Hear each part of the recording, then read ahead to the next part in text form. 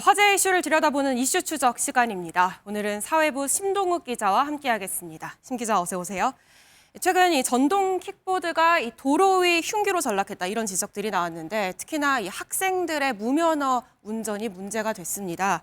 그런데 결국 이 킥보드 업체에도 이 방조죄가 적용됐다 이런 경찰의 판단이 나왔다는 소식인 거죠? 네, 맞습니다. 지난 10월 인천에서 안타까운 사고가 있었죠. 당시 어린 딸을 지키려고 몸을 던진 30대 어머니가 머리를 크게 다쳤습니다. 예. 영상에서 보이다시피 당시 한 대의 킥보드에 학생 2명이 타고 있었는데요. 두 학생 모두 면허가 없는 중학생이어서 전동 킥보드의 무면허 운전이 다시 논란이 됐습니다. 예. 경찰은 학생들은 물론 킥보드 대여 업체까지 입건했는데요. 업체에는 무면허 운전 방조 혐의를 적용해 수사 중입니다.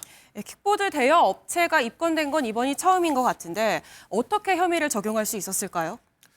네, 경찰은 사고를 낸 학생들이 킥보드를 빌릴 수 있었던데 업체에 책임이 있다고 판단했습니다. 그렇군요. 킥보드 대여 과정에서 허술한 면허 확인 절차는 항상 문제로 지적됐는데요. 실제로 취재진이 확인해보니 면허 없이 쉽게 대여를 할 수가 있었고요.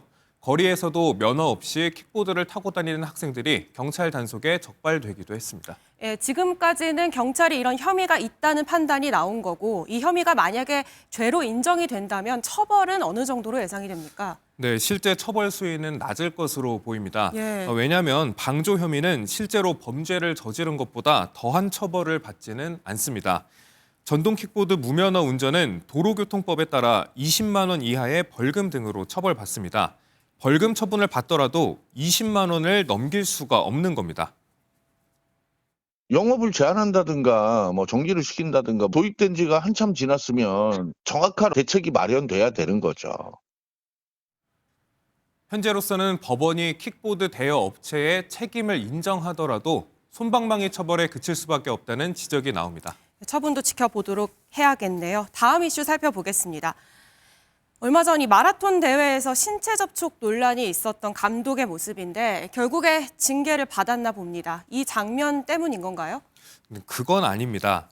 김환기 삼척시청 육상팀 감독이 시체육회로부터 자격정지 1년 6개월의 징계를 받았는데요. 네. 징계 사유는 직권 남용과 직무 태만, 인권 침해, 괴롭힘이었습니다. 네. 육상팀 전현직 선수들이 김 감독에 대한 진정서를 제출한 것으로 확인됐는데요. 선수들은 김 감독이 계약을 빌미로 압력을 행사하고 선수 관리 업무를 제대로 수행하지 않았다고 주장한 것으로 알려졌습니다. 하지만 성추행이나 부적절한 신체 접촉 등에 대한 언급은 없었습니다. 김 감독은 징계에 대해 억울하다며 재심을 청구하겠다는 입장인 것으로 알려졌습니다. 예, 여기까지 듣겠습니다. 지금까지 사회부 심동욱 기자였습니다.